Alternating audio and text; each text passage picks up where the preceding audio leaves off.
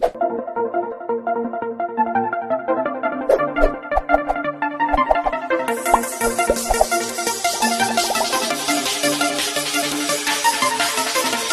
सभी का स्वागत करता हूं फिजिक्स ज्ञान मुकेश नाइक चैनल पे। आज हम लोग डिस्कशंस करने जा रहे हैं इलेक्ट्रोस्टैटिक्स नाम का चैप्टर, जो 12th में आप लोगों को 8 नंबर का चैप्टर मिल जाएगा आपके बुक्स में, टेक्स्ट बुक में। इसमें हम लोग पहला ही लेक्चर्स ले रहे हैं और वो इंट्रोडक्टरी लेक्चर होगा। एक्चुअल में ये चैप्टर क्लास 11th में था कुछ कॉन्सेप्ट को पकड़ के, लेकिन कुछ एप्लीकेशन बेसिस पे आप लोगों को 12th में चैप्टर से, तो इसलिए कुछ 11 के कॉन्सेप्ट को मैं थोड़ा सा ऐसे रिवाइज, एक क्या बोलते हैं हम लोग उसको, और लुक करेंगे बस, ज्यादा नहीं। डिटेल में पढ़ाना तो पॉसिबल नहीं होगा और चैप्टर को पढ़ाऊंगा तो 10 दिन लगेंगे, 10 लेक्चर्स होंगे, इसलिए मैं इस चैप्टर को थोड़ा सा ओवरलूप करना चाहता हूं, ठीक है, इसके इंट्रोडक्शन के पहले भी। जैसे कि एक चार्ज क्या होता है पता होना चाहिए सर, हम लोगों ने हमेशा नाम सुना है और चार्ज, उसका सिंबल क्यू भी देखा है ना। तो चार्ज एक बच्चों एक एबिलिटी है। एक्चुअल में क्या एबिलिटी है?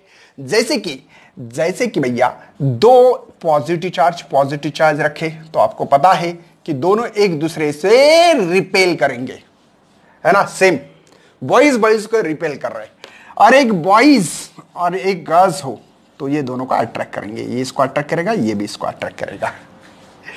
तो इस दोनों में एक एबिलिटी है कि एक दूसरे को रिपेल या अट्रैक्ट करने की, मतलब एक एबिलिटी की इन्फ्लुएंस है कि वो अट्रैक्ट कर सकता है। और इसी के कारण भैया इस चार्ज में हम लोग दो टाइप्स के चार्ज देखते हैं, एक होता है पॉजिटिव चार्ज और दूसरा आता है नेगेटिव चार्ज। एक बोलते हैं ऐसे न्यूट्रल ये कोई चार्ज नहीं है, लेकिन एक्चुअल न्यूट्रल का मतलब होता है भैया पॉजिटिव और नेगेटिव इक्वालिटी चार्ज हो, इसलिए न्यूट्रल कहते हैं। एक्चुअली हम लोग एक नहीं पढ़ सकते, ठीक है, लेकिन बताने के लिए बता दिया न्यूट्रल क्या होता है, ठीक है सर। हो गया चार्ज मतलब क्या, एक एबिलिटी है किसी की अट्रैक्ट या रिपेल करने की, ये बात समझ में आ गई सर। उसके बाद में हम लोग ने क्या बात करेंगे, इलेक्ट्रिक फील्ड क्या होती है, ठीक है। तो इलेक्ट्रिक फील्ड के बारे में थोड़ा सा हम लोग पढ़ने वाले, इलेक्ट्रिक फील्ड, ठीक है। अब जैसे कि कोई भी, जैसे कि एक मेरी फील्ड है टीचिंग करना, तो मैं कितने बच्चे को यहां पे फैमिली मेंबर बना चुका हूं आज तक, 54,000 नियर अबाउट लिया, थोड़े कम है, 54,000 स्टूडेंट को मैं अट्रैक्ट कर पा रहा हूं, मतलब मेरी वहां तक फील्ड पहुंच गई, वहां तक फील्ड है। जैसे कि मेरी आवाज कहां तक है, तो बोलूंगा इस रूम में पूरी, इसके अंदर के जितने भी स्टूडेंट है मुझे सुन पा रहे हैं, ये मेरी फील्ड है, मेरी साउंड की फील्ड है यहां तक। वैसे हर किसी रीजन, हर कोई चार्ज के आजू बाजू में, सराउंडिंग में जो रीजन होता है, क्या होता है, जो रीजन होता है जिसके इफेक्ट कर सकता है, उस रीजन में जहां तक वो चार्ज इफेक्ट कर सकता है उसको इलेक्ट्रिक फील्ड कहेंगे।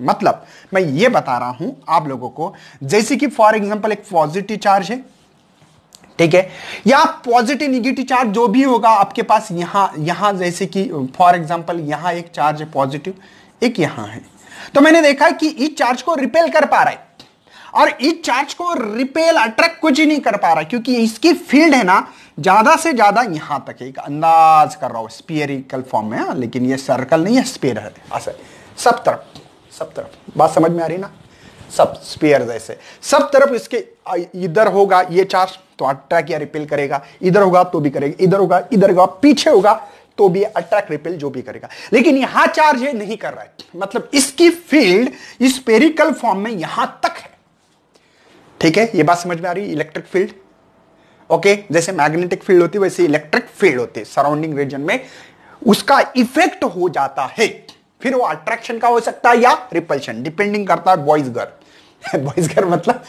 पॉजिटिव निगेटिव पॉजिटिव, है ना, इसकी बात करो। उसके बाद में जो चार्ज होता है भैया, ये पॉजिटिव चार्ज इलेक्ट्रिक फील्ड को देखो अवे लेके जाता है ऐसे, और नेगेटिव चार्ज जो होता है, नेगेटिव चार्ज ये इन साइड इलेक्ट्रिक फील्ड आती है ऐसे, देखो ये एक बात पता होना चाहिए। ये 11th में ऑलरेडी आप लोगों ने पढ़ा होगा, लेकिन क्या करें सर, हम लोग ठहरे महाराष्ट्रियन लोग हैं, हम 11th को रेस्ट ईयर मानते हैं। चलो कुछ बात नहीं है, हम लोग आपका एक दिमाग फ्रेश करने के लिए बता देंगे, थोड़ी छोटी बातें हैं, ठीक है। ये बात समझ में आ गई।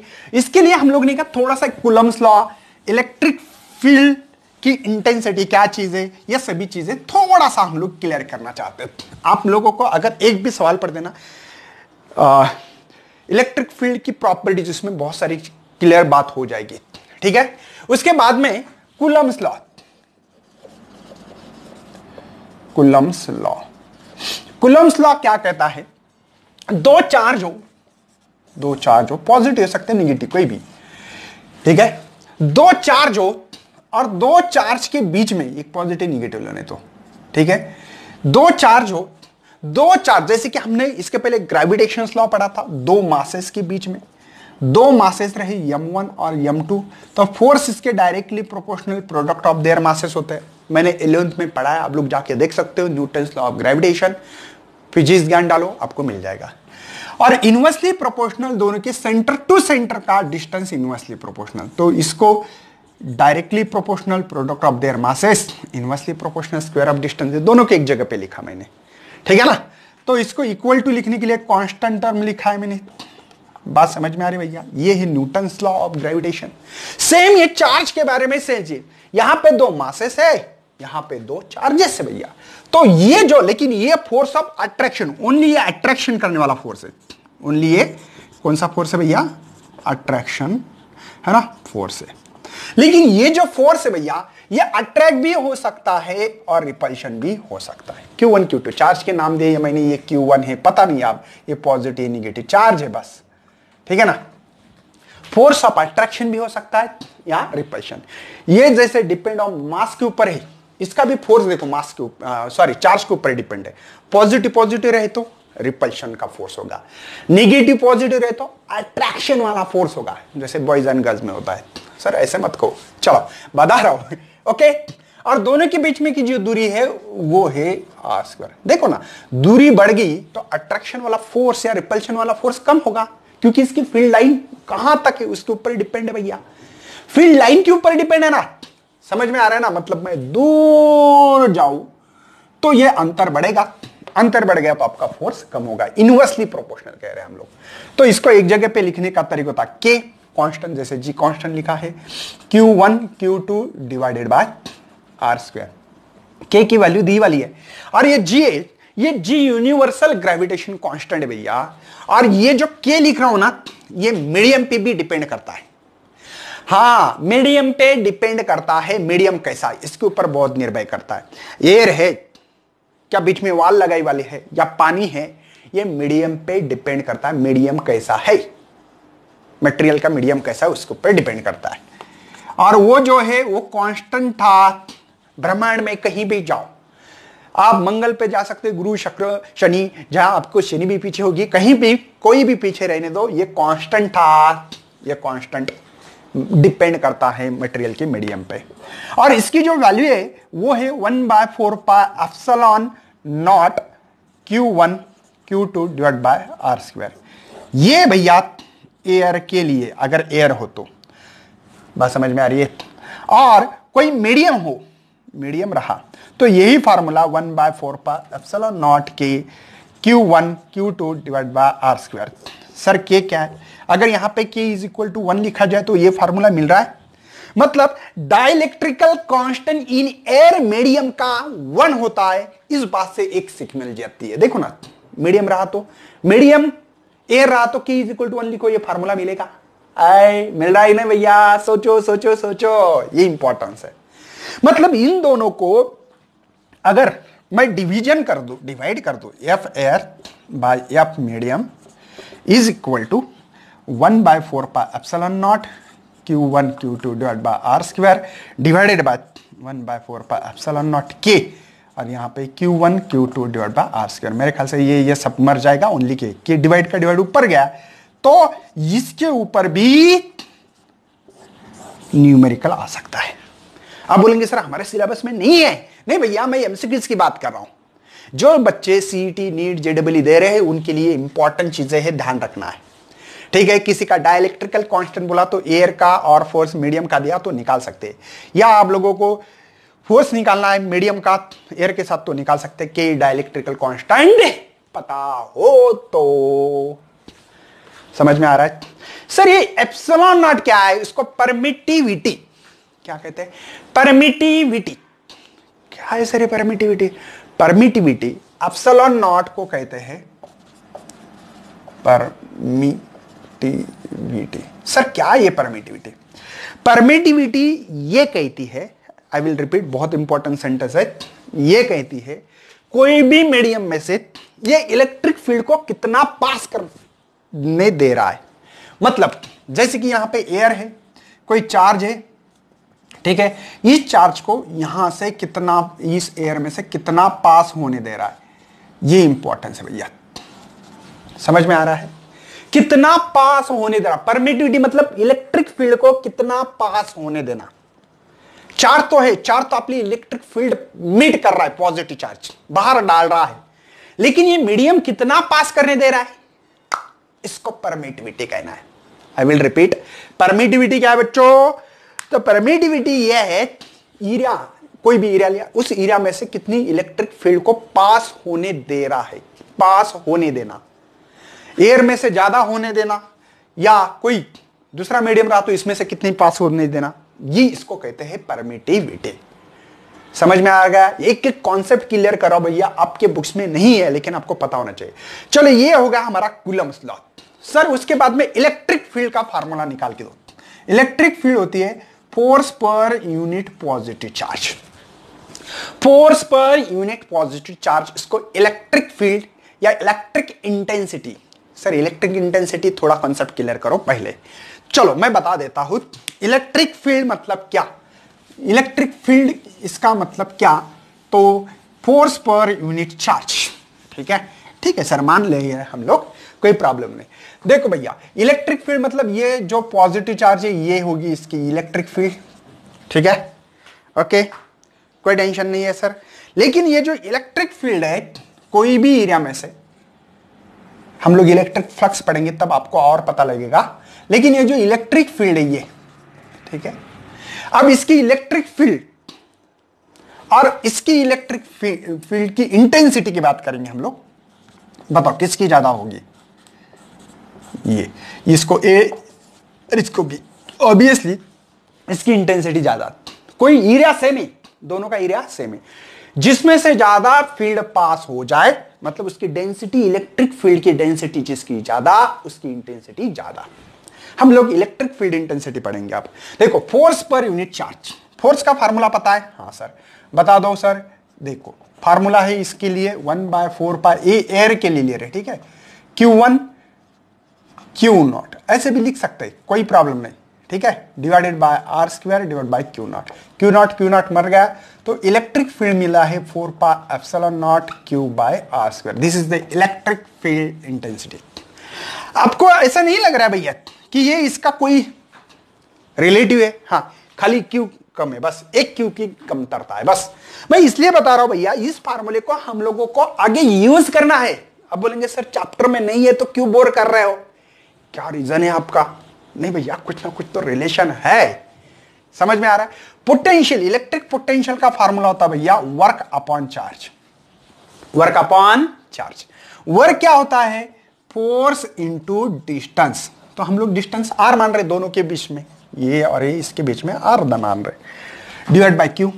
फोर्स की वैल्यू पता है, देखो फोर्स की वैल्यू मैंने अभी डाली 1/4πε0 Q लिखो, कोई प्रॉब्लम नहीं, ठीक है, रहने दो, कोई प्रॉब्लम नहीं, डिवाइड बाय R²। फोर्स ये डिस्टेंस R डिवाइडेड बाय ये Q। देखो R/Q ये फोर्स की वैल्यू है। चलो Q से Q को मार दो, एक R से R को मारो, तो मेरे पास बचा है 1/4πε0 Q/R। This is the potential, electric potential. ये मैकेनिकल पोटेंशियल भी होता है भैया, ये इलेक्ट्रिक पोटेंशियल का फार्मूला है, ये इलेक्ट्रिक फील्ड इंटेंसिटी का फार्मूला है, और ये कूलम्स का फार्मूला भैया दिमाग में अच्छी तरह से बना के रखो, क्योंकि आप लोगों को एंड तक ये फार्मूले बहुत इस्तेमाल करने हैं। तब ये मत बोलना सर ये फार्मूला कहां से आया, रट्टा मार के नहीं लाया भैया, कुछ लॉजिक लगा के लाया है मैंने। ये बात इंपॉर्टेंस है कि लॉजिक कहां से आता है, तो 11th से लॉजिक आया है, बस। Okay, all is well, note down करें इसको। मैं आगे बढ़ रहा हूं, अब गॉस लॉ पढ़ेंगे आपके जो चैप्टर में दिया गया है। बात करनी है हम लोगों को गॉस लॉ की, ठीक है।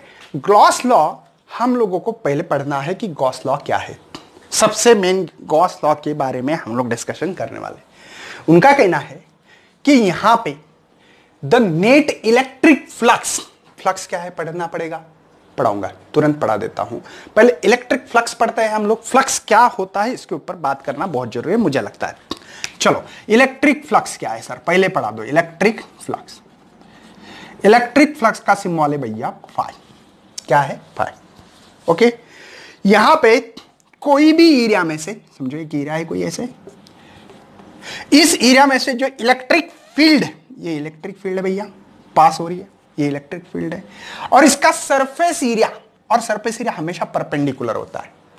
देखो ये बोर्ड है, सरफेस है, इस सरफेस एरिया प्लेन सरफेस को परपेंडिकुलर होना चाहिए। मतलब देखो ये है तो ये करना राइट हैंड, देखो ये है लेंथ और ये ब्रीथ, पता है ना आपको, ये लेंथ है ना भैया, लेंथ है ये ब्रीथ है। तो length into breadth, length into breadth, तो अप की तरफ, या ब्रीथ इंटू यल लिया तो अंदर। लेकिन हम लोग है ना जो सरफेस एरिया लेते हैं या आउटवर्ड, प्लेन सरफेस से आउटवर्ड लेते हैं इस चैप्टर में, ध्यान देना है। तो ये प्लेन सरफेस से आउटवर्ड कैसे आएगा, ये जूम जूम, तो इसका जो सरफेस एरिया है इसी लाइन में है, डी ए, छोटा सा, ये छोटा एरिया निकालना है हम लोगों को। बात समझ में आ रही? चलो और एक डायग्राम बताता हूं, यही डायग्राम है सेम, ठीक है। इस डायग्राम में इलेक्ट्रिक फील्ड जा रही है आपकी ऐसी ऐसी इस पॉइंट पे, तो आपको एरिया कैसे लेना पड़ेगा, ऐसे, ये देखो ये ऐसे है, ये ऐसे, ये ऐसे, बात समझ में आ रही? तो ये देखो जूम, बात समझ में आ रही है? ये जूम आउटवर्ड लेना है ना, ये करोगे तो इनवर्ड जाएगा, मुझे आउटवर्ड, प्लेन सरफेस से आउटवर्ड परपेंडिकुलर होना चाहिए। कैसे होना चाहिए? परपेंडिकुलर। जैसे बोर्ड है आपकी तरफ से, तो बोर्ड का आउटवर्ड कैसे आएगा, जूम। अगर ऐसे करोगे तो इनसाइड जाएगा, तो इसका ये एरिया ऐसे ही एक्चुअली, तो ये ऐसे लेंगे हम लोग, तो इसका एरिया जो है भैया डी ए, छोटा एरिया। बात समझ में आ रही? जो प्लेन सरफेस हो उसका एरिया परपेंडिकुलर टू था आउटवर्ड लेना है। कैसे लेना है आपको? आउटवर्ड, इनवर्ड भी ले सकते थे लेकिन हम लोगों को आउटवर्ड लेना है। और ये इलेक्ट्रिक फील्ड, ये क्या आपकी इलेक्ट्रिक फील्ड, और इन दोनों के बीच में जो एंगल होता है वो थीटा होता है। तो इलेक्ट्रिक फ्लक्स होता है यहां पे electric field dot vector D, इन दोनों का डॉट प्रोडक्ट, क्योंकि भैया फ्लक्स ये स्केलर क्वांटिटी है। जैसे कि वर्क, फोर्स इंटू डिस्प्लेसमेंट, दोनों कौन है, वेक्टर है, लेकिन इसका प्रोडक्ट क्या मिलता है, स्केलर मिलता है। ऐसे ही यहां पे दोनों वेक्टर है, एरिया वेक्टर और इलेक्ट्रिक फील्ड वेक्टर है, लेकिन उसका डॉट प्रोडक्ट क्या मिल रहा है हमको, इसका प्रोडक्ट क्या मिल रहा है, स्केलर, तो डॉट दो। अगर इसका प्रोडक्ट हम लोगों को स्केलर का वेक्टर मिलता तो क्रॉस प्रोडक्ट करते। हाँ बात समझ में आ रही है ना मैं क्या बोल रहा हूं? दो डॉट प्रोडक्ट, इसका स्केलर आंसर आ रहा है इसलिए डॉट प्रोडक्ट लिया। प्रोडक्ट क्या मिलता है इसके ऊपर हम लोग डिसाइड करते हैं, यहां पे डॉट देना है, क्रॉस देना है। बात समझ में आ रही है? चलो सर, अब इसका आंसर अगर हम लोगों को लिखना है तो E D A cos theta आ रहा है, क्योंकि dot product cos theta, A cross B रहता तो हम लोग ए बी साइन थीटा लिखते। अगर ए डॉट बी रहा तो ए बी कॉस थीटा लिखते। भैया ये तो पता है ना, डॉट प्रोडक्ट और cross product, sign angle between them, cos angle between them. अच्छा सर मतलब क्या बता रहे आप? भैया मुझे इलेक्ट्रिक फ्लक्स मतलब क्या, इलेक्ट्रिक फ्लक्स मतलब कोई भी एरिया में से जो फील्ड लाइन पास होना, इसको इलेक्ट्रिक फ्लक्स कहना है। मतलब अगर इस सेम एरिया, देखो सेम एरिया है, चलो सेम एरिया है, इसमें से इतनी लाइन पास हो रही है, देखो कितनी हो गई, ठीक है 3। सेम एरिया है, सेम एरिया पकड़ लो, हाँ ज्यादा एरिया नहीं, same area, same area same. तो किसी ने पूछा कि ए और बी डायग्राम में ये बताओ किसका ज्यादा फ्लक्स है, तो आप ऑब्वियसली बी में से कहोगे, क्योंकि भैया यहां से इलेक्ट्रिक फील्ड लाइन जो है वो ज्यादा है, और वो electric field line passing through the given area इस परपेंडिकुलर होना चाहिए। कौन सी लाइन लेना? Only perpendicular. मैं प्रूव करके दूंगा, टेंशन मत लेना। जो परपेंडिकुलर जो एरिया है, देखो ये एरिया था ऐसा, इस एरिया में से ये लाइन पास हो रही थी ऐसे, तो ये परपेंडिकुलर लाइन से ये एरिया ऐसा है ना, और लाइन ऐसे पास हो रही है, तो इसका एरिया में से ज्यादा फ्लक्स, मतलब ज्यादा फ्लक्स है। क्यों बता रहा हूं? क्योंकि फील्ड ऑफ लाइन ज्यादा पास हो रही है, मतलब आप लोग लिख सकते हैं flux is directly proportional to the electric field. उसके अलावा उसके अलावा समझो ये फील्ड बाहर से भी जा रही थी, आप एरिया बड़ा ले लो, एरिया बड़ा ले लो, देखो एरिया बड़ा ले लिया तो आपको पता है क्या होगी, और फील्ड लाइन जो बाहर से जाने वाली थी अंदर से जाने लगी। मतलब एरिया भी बढ़ाने से क्या मिला आप लोगों को कि यहां पे फ्लक्स बढ़ गई। अरे फ्लक्स मतलब क्या, कोई एरिया में से इलेक्ट्रिक फील्ड परपेंडिकुलर पास होना चाहिए, उस सरफेस एरिया में से, उस प्लेन सरफेस एरिया में से वो पास होना। जैसे कि ये फील्ड, ये एरिया है और ये फील्ड लाइन, देखो जूम 4, ये 4, 8 पास हो रही है सर, 8 पास हो रही है। तो इस एरिया में से ज्यादा फील्ड पास होना उसको फ्लक्स कहते हैं हम लोग।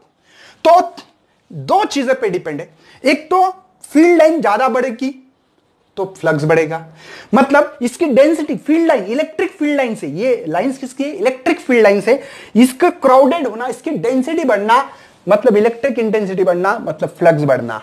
और एरिया भी बढ़ने से, एरिया भी बढ़ने से भैया, एरिया बढ़ने से भी फ्लक्स बढ़ रहा है। देखो ज्यादा फील्ड लाइन पास हो रही है, तो इसीलिए दोनों को एक जगह पे लिखे, मैंने ये लिखा है। अब बोलेंगे सर हमारी फील्ड लाइन ठीक है, अब परपेंडिकुलर नहीं पास हो रही है, देखो कहां है, कुछ एंगल पे हो रही है, तो उसके कंपोनेंट रिजॉल्व करना पड़ते हैं। देखो एक जिसके साथ थीटा उसको कहते हैं कॉस थीटा, मतलब ये कंपोनेंट कॉस थीटा का है, और ये जो है ये इसके पैरेलल होगा ये, तो ये होगा ई साइन थीटा। हमारे लिए कौन सा कंपोनेंट काम करेगा भैया, ई कॉस थीटा वाला, क्योंकि परपेंडिकुलर वाली इलेक्ट्रिक फील्ड उस एरिया से पास होना, उसी को हम इलेक्ट्रिक फ्लक्स कहते हैं। बात समझो, इसीलिए यहां पे कॉस थीटा मिला है, इसीलिए डॉट प्रोडक्ट में भी हमको कॉस थीटा मिला है सर। अब पता लगा है हम लोगों को कि ई डॉट डी ए को ई कॉस थीटा क्यों लिखते, ई ए कॉस थीटा क्यों लिखते, इसका रीजन समझो भैया, इसका मतलब समझना है। मतलब इलेक्ट्रिक फील्ड कोई भी, जैसे कि एक एरिया है ऐसे, ठीक है, इसका परपेंडिकुलर एरिया समझो ये है एरिया वेक्टर, आपको पता है ना एरिया वेक्टर, या आपके तरफ सब मान लो तो ये ऐसे, ठीक है, इधर मान लो ऐसे मानेंगे तो ऐसे, ठीक है। तो ये इलेक्ट्रिक फील्ड ऐसे पास हो रही है, ये इलेक्ट्रिक फील्ड, कौन सा कंपोनेंट लेना है, एक जिसके दो कंपोनेंट हो सकते हैं, देखो ये थीटा इसके साथ, ये थीटा, तो जिसके साथ थीटा वो cos theta, E cos theta, और ये होगा ई साइन थीटा। कौन सा कंपोनेंट, साइन वाला लेंगे कॉस वाला, कॉस वाला, क्यों, क्योंकि ये परपेंडिकुलर टू द, सॉरी कौन सा कंपोनेंट लेना है, जो एरिया को परपेंडिकुलर हो, जो एरिया को परपेंडिकुलर। इलेक्ट्रिक फ्लक्स मेरे ख्याल से इतना अच्छा शायद किसी ने समझा हो, मैंने बहुत डिटेल्स में कोशिश कर रहा हूं, मेरी कोशिश जारी है भैया, ओनली मैं इतना काम कर। चलो हम लोग देखने वाले अभी इस पे क्या, गॉस लॉ।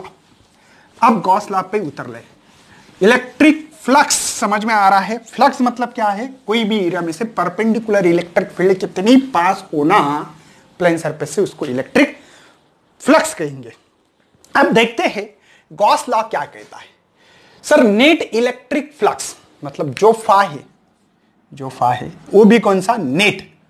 देखो through a close surface, surface कैसा होना चाहिए, मतलब कोई भी एक चार्ज है भैया, है ना, ये चार्ज, इस चार्ज से क्लोज सरफेस, देखो ये क्लोज सरफेस है, ठीक है, close surface is 1/ε0 times the net charge close by surface. वो कह रहा है इक्वल टू करो 1/ε करो मल्टीप्लाई, इसका करना है नेट चार्ज, ये क्यू कौन सा है, नेट चार्ज, मतलब क्यू नेट, क्यू नहीं sorry flux net is equal to Q net, और ये भी कौन सा, क्लोज सरफेस का होना चाहिए। कौन सा होना चाहिए भैया, क्लोज सरफेस डिवाइड बाय ε0। या सिंपल लैंग्वेज में इलेक्ट्रिक फ्लक्स लिख सकता हूं Q net, net charge divide by ε0। इसका मतलब समझा देता हूं मैं आपको, लेकिन इसके पहले हम लोगों ने कि फ्लक्स क्या देखा है, flux is equal to E dot D A देखा था, याद है, क्या भूल गए भैया, ई डॉट डी ए लिखा था, और वो भी इसको लिखते समय, लेकिन अब एक बात है कि क्लोज सरफेस होना चाहिए। मतलब आप लोगों को ये जो फ्लक्स लिखेंगे इंटीजर, क्यों भैया, देखो बताऊंगा, ये जो एरिया, इसका एरिया, ये एरिया, इस एरिया में से इस, देखो ये आउटसाइड में है, क्यों भैया, positive charge, electric field always क्या, आउटसाइड, और नेगेटिव में इनसाइड। तो ये इलेक्ट्रिक फील्ड ऐसे क्यों जा रही है समझ में आ रहा है? ये एरिया लिया डी, ठीक है, ये इलेक्ट्रिक फील्ड पास हो रही है, परपेंडिकुलर है कि नहीं है? फ्लक्स निकालने के लिए परपेंडिकुलर होना चाहिए, परपेंडिकुलर है भैया, बात समझ में आ रही है? तो आर दूरी पे है, समझ में आ रहा है कुछ? यहां पे भी इसका एरिया ले सकते हो, ये यहां पे भी एरिया ले सकते हो, ये पास सब तरफ से हो गया ना, ये स्फीयर है जैसे स्फीयर जैसी, और ये सब तरफ इलेक्ट्रिक फील्ड अपना पास कर सकता है, इधर इधर इधर इधर इधर इधर इधर सब तरफ। बात समझ में आ रही है? तो ये क्लोज सरफेस होना चाहिए। कैसा होना चाहिए भैया? ये क्लोज सरफेस, स्फीयर जैसा सरफेस होना चाहिए। तो इसका लिख सकते हैं ई डॉट डी। बात समझ में आ रही है? तो इसके इक्वल टू हम लोग लिख सकते हैं, क्योंकि नेट चार्ज, इसमें एक चार्जिंग लाखों हो सकते हैं भैया, ठीक है ना?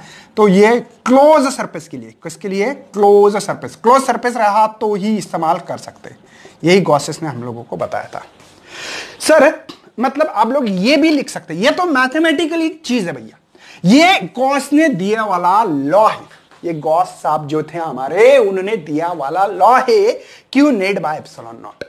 क्यू नेट एप्सिलॉन नॉट क्या है भैया? द नेट इलेक्ट्रिक फ्लक्स, देखो net electric flux close surface होना चाहिए, देखो क्लोज सरफेस है ना, कितना टाइम बोला है? 1 बाय एप्सिलॉन नॉट टाइम्स किसके? क्यू नेट, देखो चार्ज नेट। और ये क्या है भैया? ये मैथमेटिकल प्रूफ है, जो कि मैंने आपको फ्लक्स के बारे में समझा के दिया था। अच्छी बात है सर। एक बात बताओ सर, क्या हम लोग ये प्रूफ करके दे सकते हो? देखो कोई लॉ के लिए एक्चुअल प्रूफ नहीं होता, हम लोग मैथमेटिकली कैलकुलेशन बेसिस पे बता सकते हैं, बस इतना कर सकते हैं। तो इसका मतलब बता दो सर कि क्या हो रहा है। क्या मैं ये बता रहा हूं भैया, ये ना चार्ज है तो इलेक्ट्रिक फील्ड है। देखो क्यू नेट क्या है? क्यू नेट है, समझो इसमें क्यू नेट है तो वो इलेक्ट्रिक फील्ड अंदर या बाहर निकलेगा। निकलने के लिए ये इंपॉर्टेंस क्वांटिटी है, परमिटिविटी। क्यों सर? ये कितना उस एरिया में से फील्ड को पास होने दे रहा है, ये अगर बढ़ेगा तो फ्लक्स कम होगा। अरे भैया अगर परमिटिविटी बढ़ गई तो पास होने देगी क्या ज्यादा? समझो एक एग्जांपल बोल रहा हूं, मैं हवा से भाग रहा हूं तो मैं इजीली फ्लो कर सकता हूं, और पानी से भाग रहा हूं तो मैं भाग नहीं पाऊंगा, क्योंकि पानी मुझे अपोज करेगा। तो ऐसे ही ना, तो पानी रहा जैसे मेरे लिए, खुद के लिए, इलेक्ट्रिक फील्ड के लिए नहीं भैया, मेरे लिए पानी रहा तो मेरा जो दौड़ने का, इस एरिया को काटने का जो रेट था मेरा हवा में, वो ज्यादा है, क्योंकि हवा का परमिटिविटी कम है, ऐसे बात कर रहे हैं हम लोग, तो फ्लक्स ज्यादा है मेरा। और अगर पानी में अगर मैं दौड़ूं तो परमिटिविटी ज्यादा होगी, इसलिए मैं ज्यादा इस एरिया ऑफ क्रॉस सेक्शन को काट नहीं पा रहा हूं। बात समझ में आ रही है? मतलब चार्ज तो है भैया, ठीक है, चार्ज ज्यादा रहा तो इलेक्ट्रिक फील्ड ज्यादा होगी, फील्ड ज्यादा रही तो इस एरिया ऑफ क्रॉस सेक्शन को ज्यादा क्रॉस करते जाती होगी, तो इसलिए फ्लक्स ज्यादा, फील्ड ज्यादा मतलब फ्लक्स ज्यादा। फील्ड किसके ऊपर डिपेंड है भैया? चार्ज के ऊपर डिपेंड है। लेकिन ये जो क्वांटिटी ना, ये बहुत गफला करिए।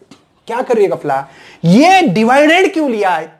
क्योंकि ये परमिटिविटी के ऊपर डिपेंड करता है। परमिटिविटी इस एरिया में से कितने फ्लक्स को पास करने देना है नहीं देना है, ये डिसाइड करता है, इसलिए डिवाइडेड है। एक छोटा सा मैं आप लोगों को एक स्फीयर मान के चलते हैं, ठीक है? हाँ, एक और बात है, गॉसियन सरफेस लेने वाले हम लोग, कोई चार्ज है और चार्ज के लिए ऐसे गॉसियन सरफेस लेने वाले, देखो आपके बुक्स में नेक्स्ट हम लोगों को इसका गॉसेस लॉ का एप्लीकेशन पढ़ेंगे। तो गॉसियन सरफेस हमेशा ऐसा होना चाहिए कि इस इलेक्ट्रिक फील्ड उसको परपेंडिकुलर पास हो, नंबर 1, क्या परपेंडिकुलर पास हो, और सिमेट्री मतलब डिस्टेंस सेम डिस्टेंस पे होना चाहिए, सेम डिस्टेंस। देखो यहां से यहां डिस्टेंस गिनोगे तो 10 सेंटीमीटर, ये भी 10 सेंटीमीटर, कहीं से भी गिनो तो 10 सेंटीमीटर, तो इसको गॉसियन सरफेस कहते हैं। गॉसियन सरफेस कैसा होना चाहिए? इस गॉसियन सरफेस से मेरी इलेक्ट्रिक फील्ड हमेशा परपेंडिकुलर हो, नंबर 1 रिक्वायरमेंट।